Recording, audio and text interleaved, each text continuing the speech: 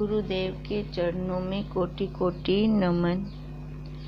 श्री विचार सागर दर्पण की चौथी तरंग में हमारा चल रहा है कि शंकावादी को ये शंका हो रही थी कि जब गुरुदेव ने उसको बताया कि तू अनंत स्वरूप है, परम अनंत स्वरूप तू ही है।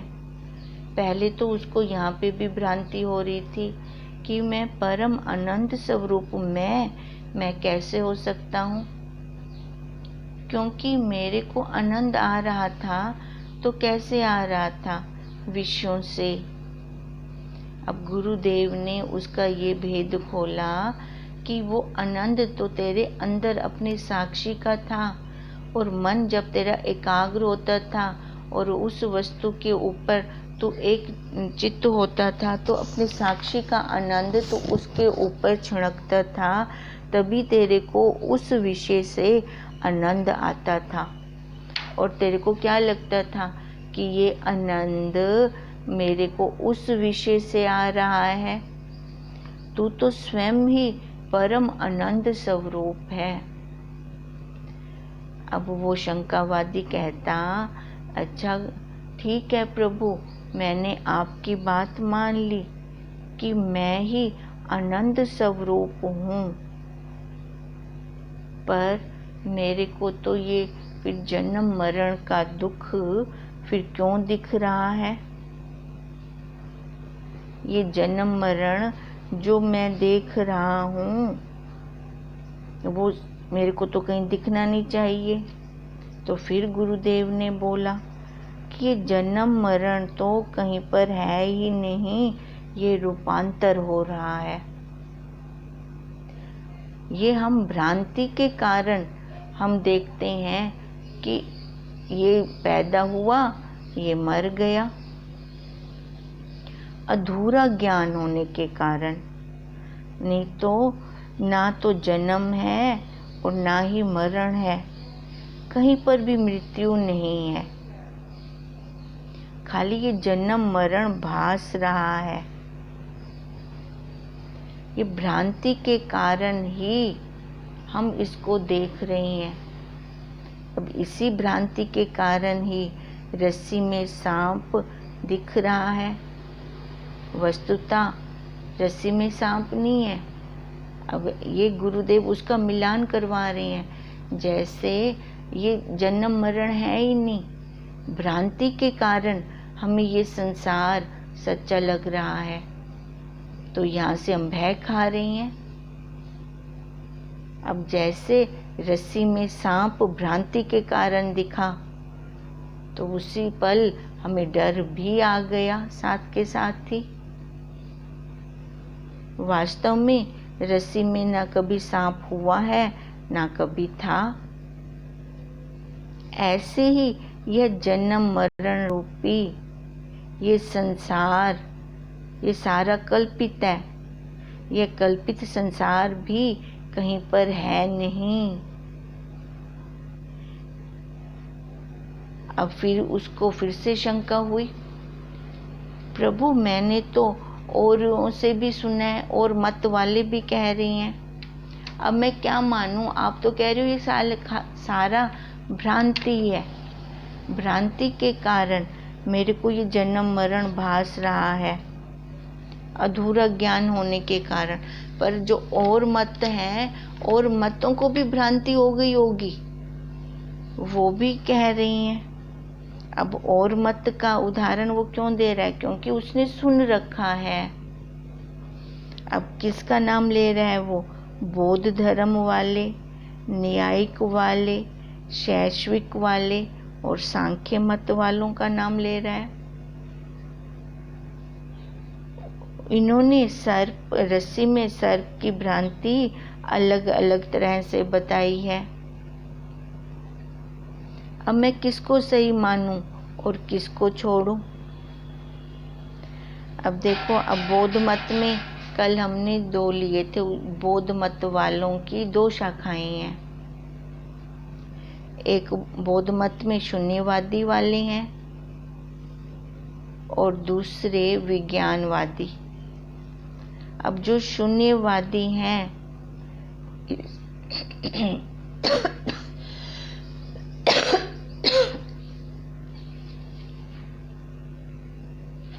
जो ये शून्यवादी हैं, इनको असत ख्याति भी कहा गया है, क्योंकि हमने असत्य की परिभाषा क्या ली थी कि जो स्वरूप से है ही नहीं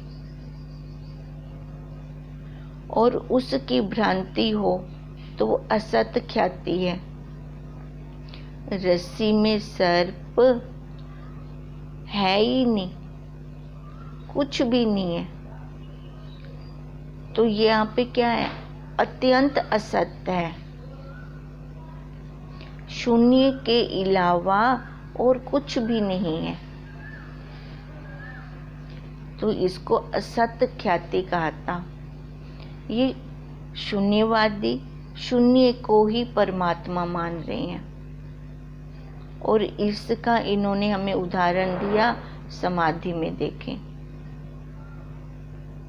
ध्यान में देखें, ध्यान समाधि में एकदम शून्य हो जाते हैं। सुषुप्ति अवस्था को देखें, उस अवस्था में हम एकदम शून्य हो जाते हैं, वहाँ कुछ होता ही नहीं। तो शून्यवादी क्या कह रही हैं? परमात्मा, शून्य ही परमात्मा है।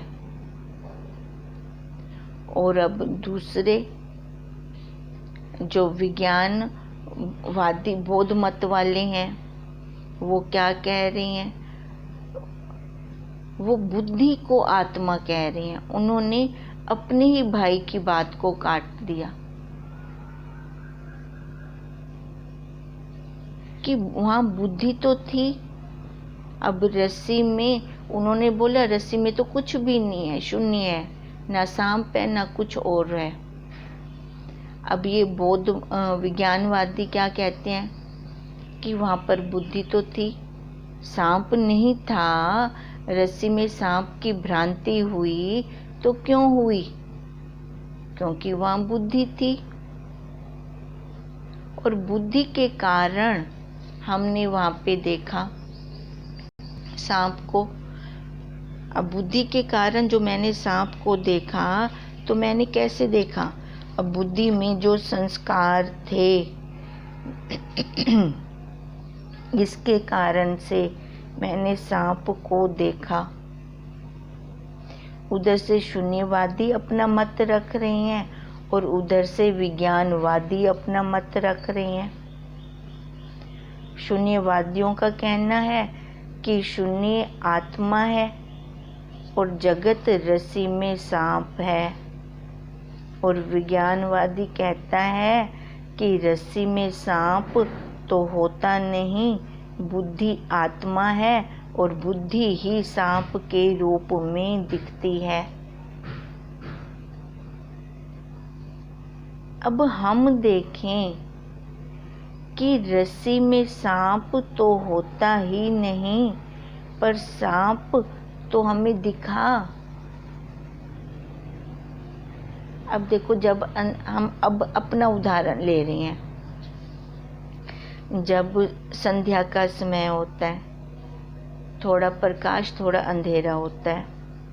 अब नीचे कोई रस्सी या धागा गिरा पड़ा है, तो उस समय हमें एक पल के लिए भी चाहे, एक पल के लिए चाहे, वो भ्रांति होती है कि नहीं होती सांप की, है ना? कई बार तो हमें भी वो भ्रांति हो जाती है। तो वहाँ पर हमने सांप कैसे देखा? बुद्धि से। अब बुद्धि से कैसे देखा? कि बुद्धि में जो सांप के संस्कार पड़े थे। अब यही दूसरे विज्ञानवादी कहते हैं कि रस्सी में सांप तो होता ही नहीं, तो सांप कहाँ था? बुद्धि ही सांप के रूप में दिखती थी। पर सांप कहाँ पर बैठा होता है? बुद्धि में, हमारे संस्कारों में। तभी वहाँ सांप नहीं था, पर बुद्धि में जो सांप के संस्कार पड़े थे उनके कारण से हमने वहाँ पर सांप देखा। ये हमने भी स्वीकार किया इस बात को। तो हमने कैसे किया? अंधकार के कारण और संस्कार के कारण। ऐसे ही विज्ञानवादी भी कह रही हैं कि बुद्धि आत्मा है और बुद्धि ही सांप के रूप में दिखती है। बुद्धि में ही सांप के संस्कार पड़े हैं। ये बात किसकी है? सारी संस्कारों की। पर वो यहाँ पे अलग निकल गए कि उन्होंने किसको मान लिया? कि बुद्धि को आत्मा मान लिया। देखो, हम एक और उदाहरण लेते हैं अपना। जब कोई आदमी हमारी किसी भी काम में थोड़ी सी भी हमारी हेल्प कर देता है, अब यहाँ पे संस्कारों की बात चल रही है। अगर वो हमारा किसी भी काम में थोड़ा सा भी हेल्प कर देता है और वो अचानक हमारे घर आ जाता है, तो हम अगर किसी को भी उसके बारे में कुछ कहते हैं तो हम कैसे कहते हैं? हमारे लिए उसके लिए हमारे मुख से क्या शब्द निकलते हैं? कि वह बड़ा सज्जन आदमी है। उसकी सज्जनता के अब वो क्यों निकले? क्योंकि उसकी सज्जनता के संस्कार हमारी बुद्धि में पड़े हुए हैं, तभी हमारे मुंह से ऐसे शब्द निकले। और वो हमें मित्र के रूप में दिखने लगा, है ना? तो वो मित्र के रूप में दिखता है ना हमें। फिर देखो, वही आदमी और किसी को शत्रु के रूप में भी दिखता है। तो इसका मतलब है सबके अपने अपने संस्कार हैं, और ये संस्कार कहाँ पर पड़े हैं? बुद्धि के अंदर। अब उसने किसी और के साथ कुछ अच्छा व्यवहार ना किया हो तो उसको तो वो फिर अपना मित्र नहीं लगेगा ना। अब एक को तो वही बहुत अच्छा लग रहा है, एक को अच्छा नहीं लग रहा।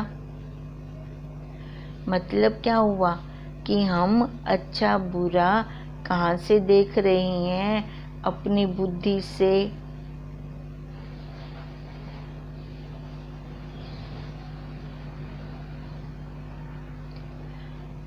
अब ये बदलने की, हमें अगर बदलना भी है तो हमें अब किसको बदलना है?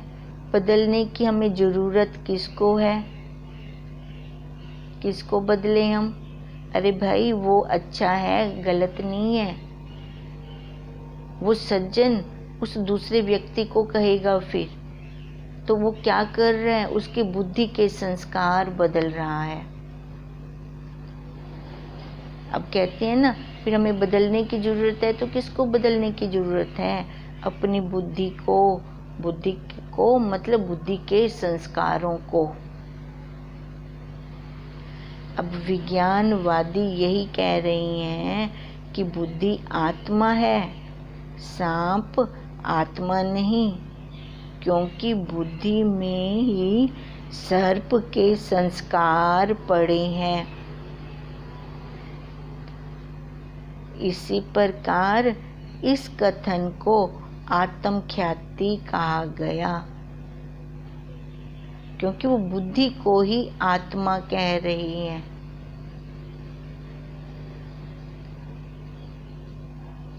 अब देखो, ये किसने कहा? ये विज्ञानवादियों ने कहा।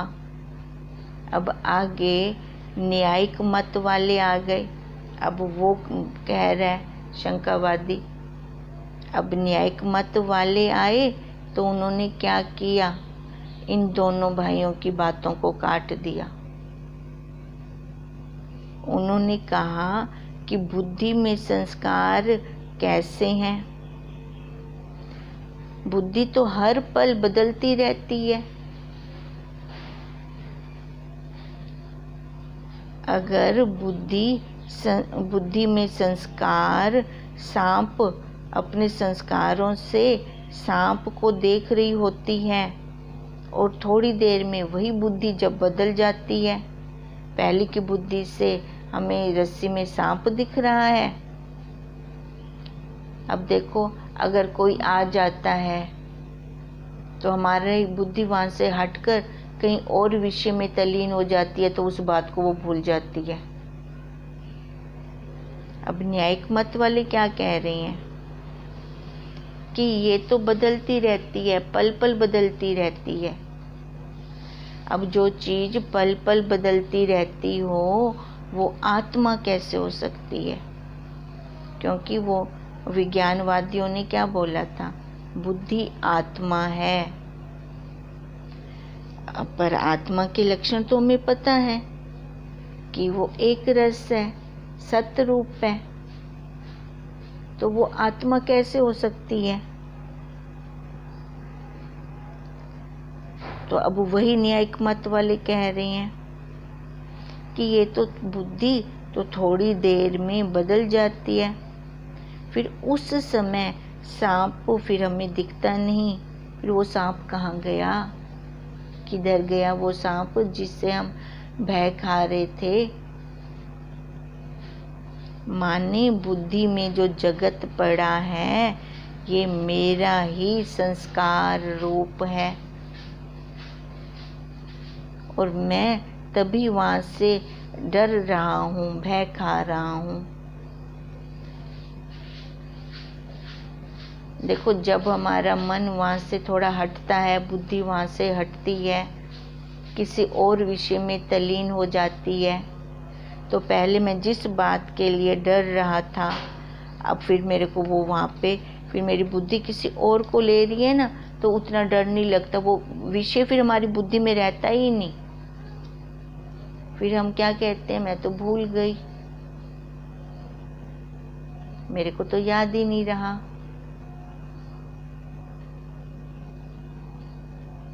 पहले हम यह समझें कि संसार, देखो जो ये जगत का बार बार बीच में आ रहा है ना, भी ये जगत तो मेरे को सच्चा लग रहा है। आप कह रहे हो कि जन्म मरण मेरे में है नहीं, है ना, तो हम पहले उसको जगत का करें, भी जगत किसको कहते हैं, संसार किसको कहते हैं, पहले ये वाला उसको खुलासा करके दें शंकावादी को, क्योंकि उसको ये जगत की भ्रांति हो रही है, ये जगत सच्चा है, ये मरण जन्म मरण सच्चा है। अब गुरुदेव उसको क्या निकालना चाह रहे हैं, उसकी इस भ्रांति को। उसने जगत सच्चा कैसे माना? पहले उसने अपने आप को शरीर वाला माना होगा, शरीर वाला मानकर ये जितना भी उसने फिर अपनी आंखों से देखा, मैं मेरा, ये अपना घर परिवार, उसको ये सारा सच्चा लगा। ये घर मेरा, पुत्र मेरे, स्त्री मेरी, बैंक बैलेंस मेरा। अब जब उसको ये सारा सच्चा लगा तो यहाँ से उसका क्या बन गया, संसार बन गया। अब वो अगर कहीं जॉब पे जा रहा है ना, कोई नौकरी कर रहा है, अब उसने क्या देखा अपने संसार में, स्त्री मेरी है, पुत्र मेरे हैं, घर मेरा है, कोठी मेरी है, बैंक बैलेंस मेरा है ना, उसने ये सब अपने अंदर देखा, ये संसार है उसका। अब देखो, अब वो अगर कहीं पे नौकरी करने जा रहा है तो ये सब क्या उसके साथ होती हैं? विचार करें हम, स्त्री उसके साथ होती है, बच्चे उसके साथ होते हैं, या उसका वो बैंक बैलेंस उसके साथ होता है? क्या होता है उसके साथ? जिनको वो सबको वो अपना जो कह रहा है, तो क्या होता है उसके साथ?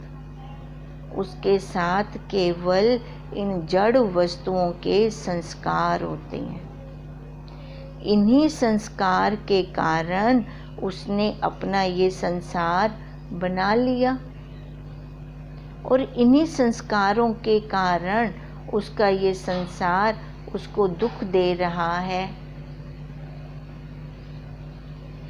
क्योंकि अब जियो बैंक बैलेंस वो अपना कह रहा है, उसके साथ ही उसका दूसरा भाई भी आ गया। वो कहता है आधा तेरा है आधा मेरा है। अब देखो वही संस्कारों से, अब वो पहले पैसे कहाँ पे हैं? बैंक में, अकाउंट में, पर दुख उसको कहाँ आ गया? बाहर, उसी शरीर में, उसी आकार में। वो कैसे आया? संस्कारों के कारण। वो संस्कार के कारण वो दुख लेकर बैठ गया। अब मानो कि उसकी उसी संस्कार में, उसी इच्छाओं की, वासनाओं की, राग द्वेष के संस्कारों के साथ अगर वहीं पे उसके प्राण पखेरु उड़ जाते हैं, तो अब उसका आगे जन्म कैसे होगा? वही राग द्वेष के साथ, उन्हीं संस्कारों के साथ। तो अब ये जन्म मरण कहाँ हुआ? बुद्धि में संस्कारों के साथ। और यही इसने अपना सारा क्या बना रखा था? संसार। अब संसार का कोई रंग रूप आकार था? तो अब ये गुरुदेव उस शंकावादी की बुद्धि का निवारण कर रहे हैं। अब जैसे अब वो क्या कह रहे हैं न्यायिक मत में, कि न्यायिक मत वाले कहते हैं कि बुद्धि क्षणिक है और ये बदलने वाली है, ये एक जैसी नहीं रहती, पल पल बदलती रहती है। क्योंकि बुद्धि के अंदर जो संस्कार हैं वो हमारा अलग अलग रूप लेते रहते हैं। यदि बुद्धि क्षणिक बुद्धि ने ही सर्प का रूप धारण किया, क्षणिक बुद्धि ने, दूसरे पल उसको उसी रस्सी में कुछ और भी तो दिख सकता है। नहीं ये सांप नहीं है, ये डंडा है, तेरे को ऐसे। अब देखो उसी बुद्धि ने उसको और भी दिखा दिया। यदि क्षणिक बुद्धि ने ही सर्प का रूप धारण किया होता तो क्षण मात्र से अधिक समय तक प्रतीति नहीं होती। अब कैसे उसका फिर बदलता गया ये? पर उसको तो भय लगा। अब इसलिए यह आत्म ख्याति भी ठीक नहीं है। एक क्षण में बदलकर उसने कैसे कह दिया, अरे नहीं ये सांप नहीं ये तो डंडा है। किंतु अन्यथा, इसको क्या बोला उन्होंने फिर न्यायिक मत वालों ने? अन्यथा ख्याति।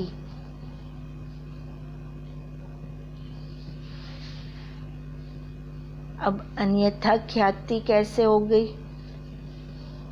अब अन्यथा ख्याति कहते किसको है?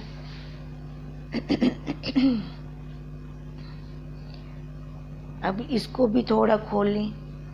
कहते हैं, ये कह रही हैं कि जो तुम्हें डरा रहा है वो बुद्धि में नहीं है, वो है तो पड़ा पर कहीं और है।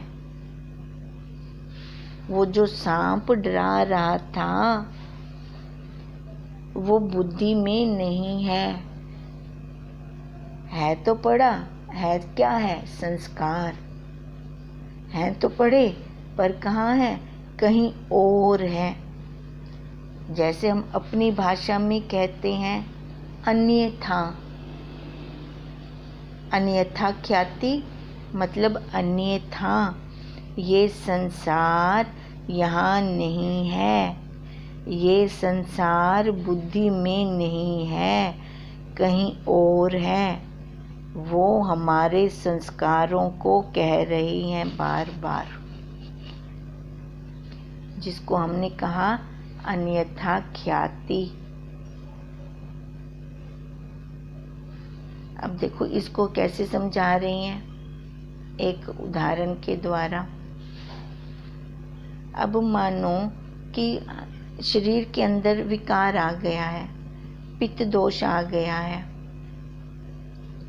अब उस पित्त दोष के कारण वो मनुष्य, उसने बहुत खाना खाना शुरू कर दिया, उसकी पाचन शक्ति बढ़ गई है, अब वो बहुत खाना खा रहा है। कहते हैं अगर उसने खाना, पाचन शक्ति बढ़ गई तो उसने खाना ज़्यादा खाना शुरू कर दिया। अब इसी प्रकार अगर उसकी आँखों के का दोष आ गया कि उसकी नज़र अचानक से बढ़ गई, तो उसको नज़र बढ़ जाने के कारण जो जंगल में बिल में सांप पड़ा है, वो उसको रस्सी में वो अपने नज़दीक देख रहा है। इसका मतलब तो यही हुआ।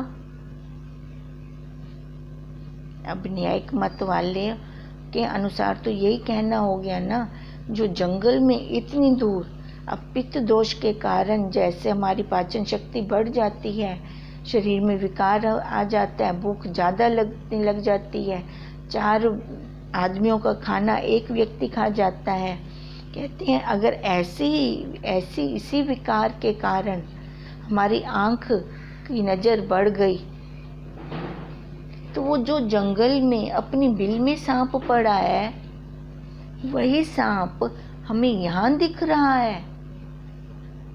अन्यथा, जिसको अन्यथा ख्याति कहा, अन्यथा ख्याति, ये न्यायिक मत वाले कह रहे हैं भी वो बुद्धि में नहीं है, वो संस्कारों में है। तो वो कह रहे हैं भी वो ऐसा हमें दिखने लग गया। इसको कहा, इस कथन को अन्यथा ख्याति भी है तो कहीं और दिख हमें कहीं और रहा है, क्योंकि सर्प है एक जगह और दिखता है दूसरी जगह पर। अब इसके आगे शैश्विक मत वाले क्या कहते हैं वो हम कल करते हैं। फिर हम भी विचार करें कि ये संसार कहाँ पे है, कैसे हमें ये भय दे रहा है। ओम तम नमामि हरिं परम, ओम तम नमामि हरिं परम, ओम तम नमामि हरिं परम। ब्रह्म स्वरूप गुरुदेव के चरणों में कोटि कोटि नमन।